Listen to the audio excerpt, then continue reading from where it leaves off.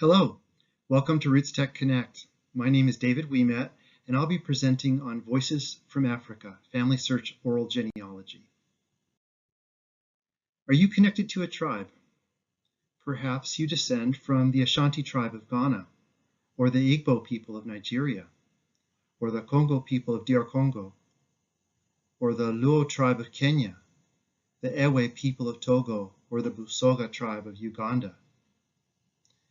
FamilySearch has worked with these 6 large tribes, as well as hundreds and hundreds of other tribes across the countries of sub-Saharan Africa, to digitally preserve their record of their ancestry, to document their oral genealogy. Most tribes have deep ancestral memory, going back 7, 8, 9, 10 generations.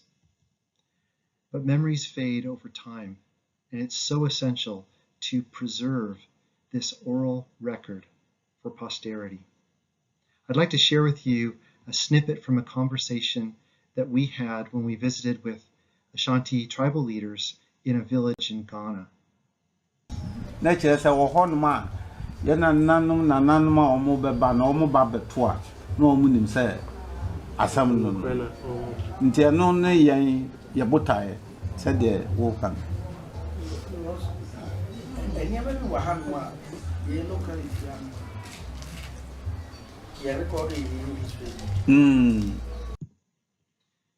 The chief was sharing some concerns that he had about his younger generation that was moving to the big cities, and they were forgetting who they were. They were losing their connection with their ancestors. And he was pleading with FamilySearch that as we record the oral history, as we document the oral genealogy, that we do so with the utmost care and accuracy, so that the book that we create can be given to their children, and their hearts can turn to their fathers and they can remember who they are. I think about this oral genealogy compared with the written record, and over half the children in sub-Saharan Africa have no birth record in writing. The oral record may be the only record of who they are.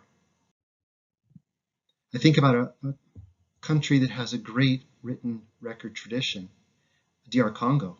They have Catholic parish registers that begin as early as the 1890s. They had a system of national ID cards that they began in the 1920s.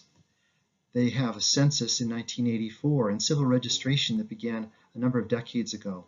But these written records do not go back as far as the amazing oral genealogy kept in the villages.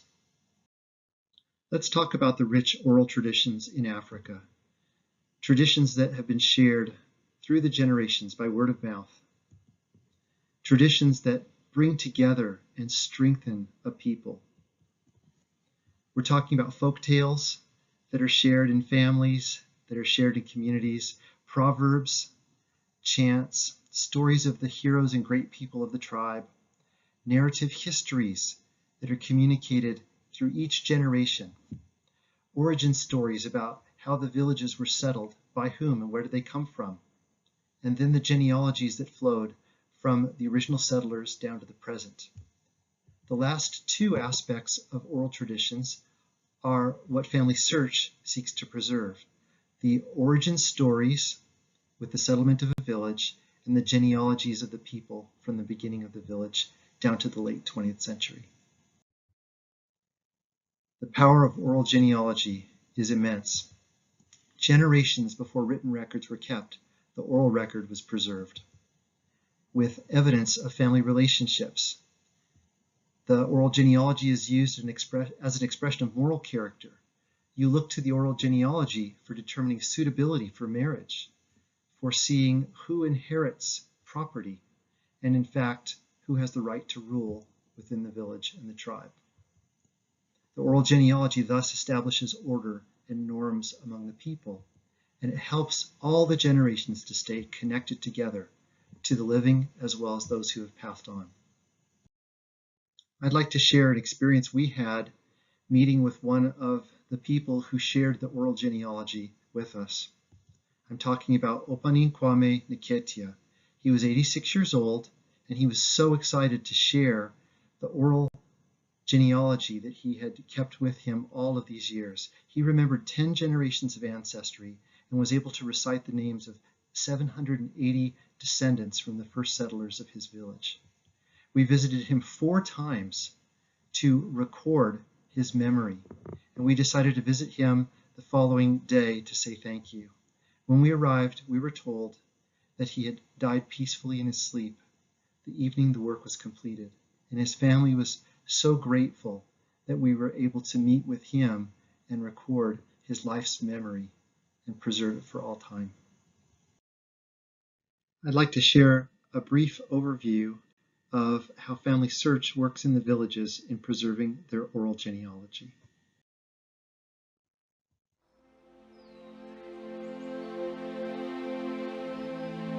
For centuries, African people, they were tied to the oral traditions. People were preserving their family history that way, from one generation to another one. The old men in the villages can tell us about 7 generations without any problem. In this part of our country, keeping records on paper is not a norm. Keeping records are important, so we'll do that for our kids. But for our forefathers, they didn't do that. So the only way for us to get information from them is if you go and they are not dead, you'll be lucky. But if you are dead, it's a big problem. So this is what FamilySearch is doing. We are interviewing the chief of the village, we are interviewing the chief of clans, we are interviewing the chief of tribe or families, because these people are the ones that kept the family informations.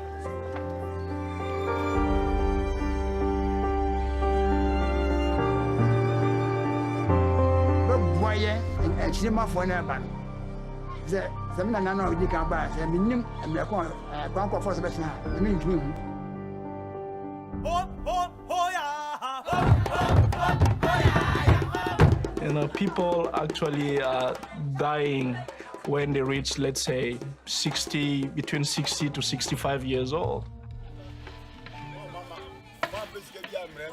When you think about what there is to collect across Africa, so the oral genealogy in Africa is maybe 250 million names to collect, is what we've estimated that would have been available to FamilySearch across multiple countries today. This year, we'll collect 1.3 million names. 1.3 million, we got 250 million to collect. The math says we better get busy in a hurry. If we wait 5 years, they'll all be gone. Anything that we can do to get those people somehow, some way, in a particular record to show that they existed, must be done. And it must be done now.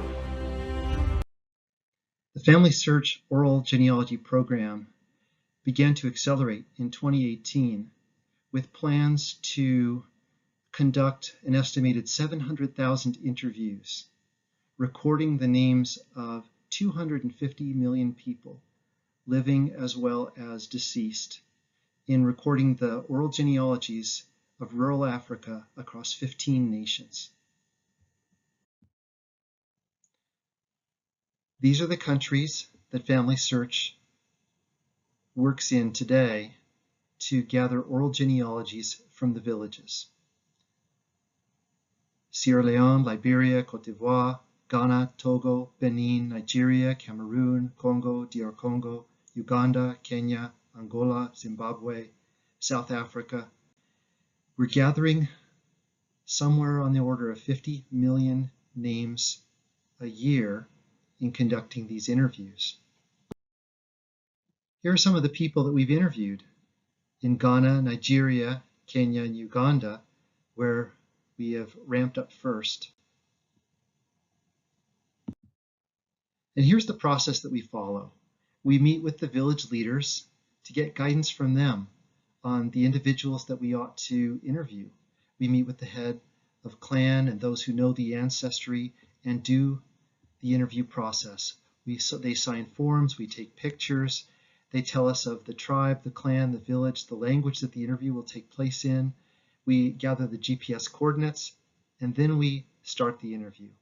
We do an audio recording of the first part of the interview where we're hearing the origin story in their own language. And then we start recording the first generation life events, the first people who settled the village and their children.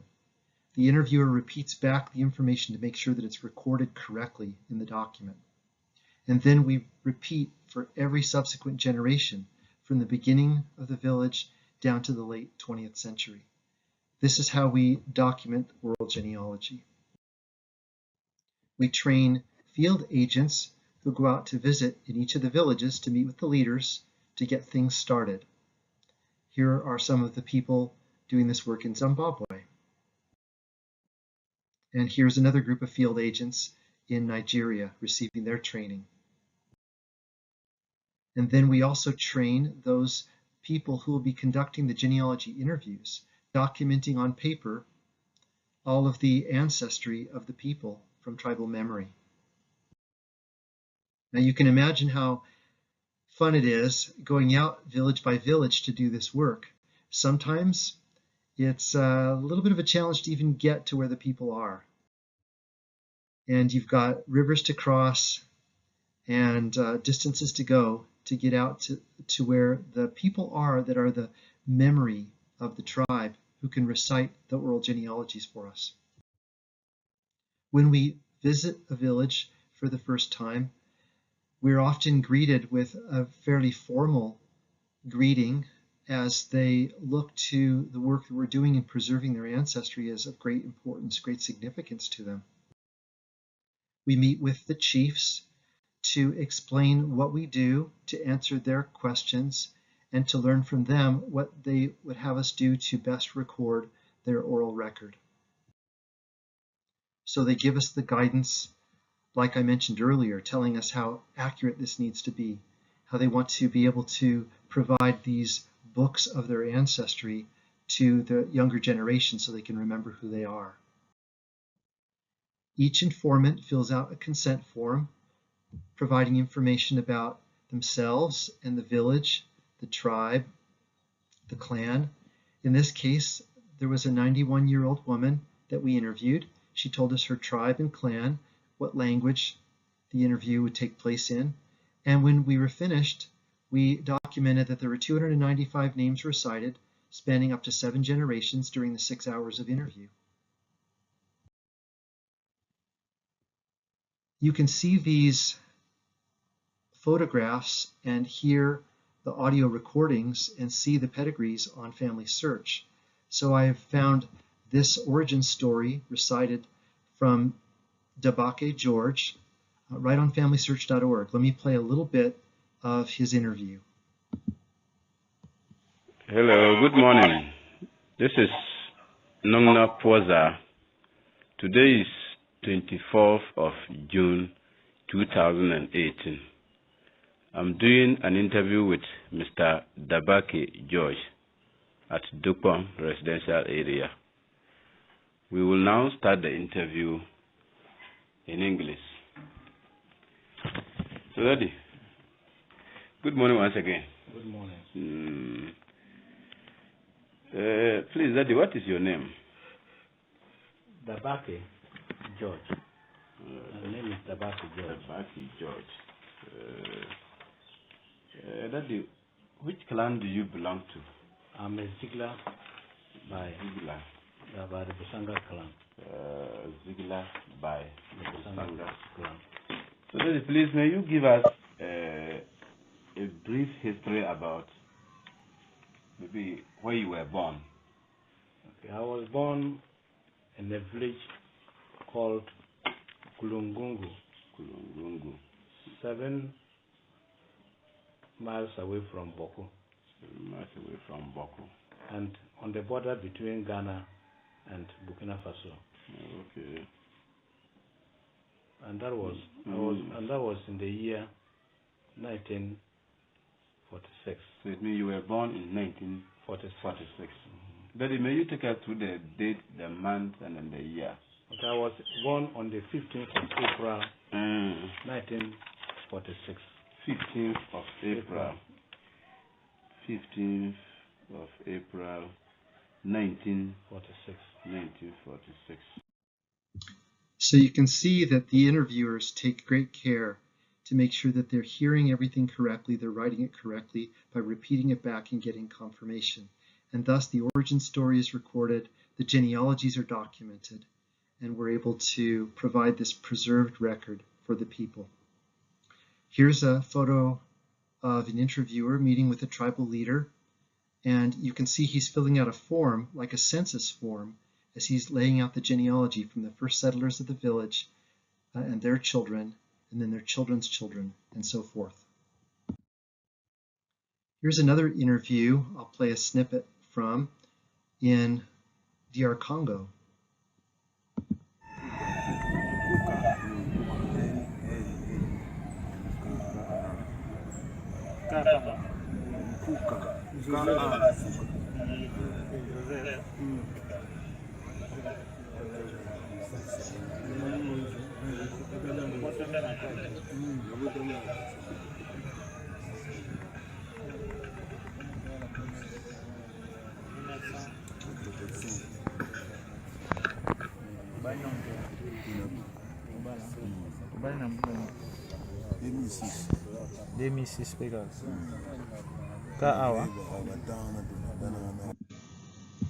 In this case, the informant was the chief himself, accompanied by some of his relatives, and he was naming the ancestors and their families line by line with the recording that you're seeing right here.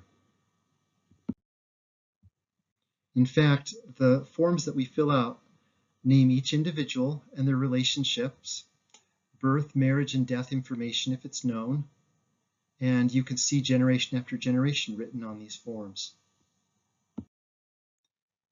Then the paper record is transcribed onto the computer, and genealogies are constructed that can be published online. Here's data entry happening in Nigeria, and here's another office where they're entering in the forms in Nigeria, so that this can be published online and the paper record could be returned to the people who provided the genealogy. Thus, we're creating a book for the family, but it's digitized for the entire world.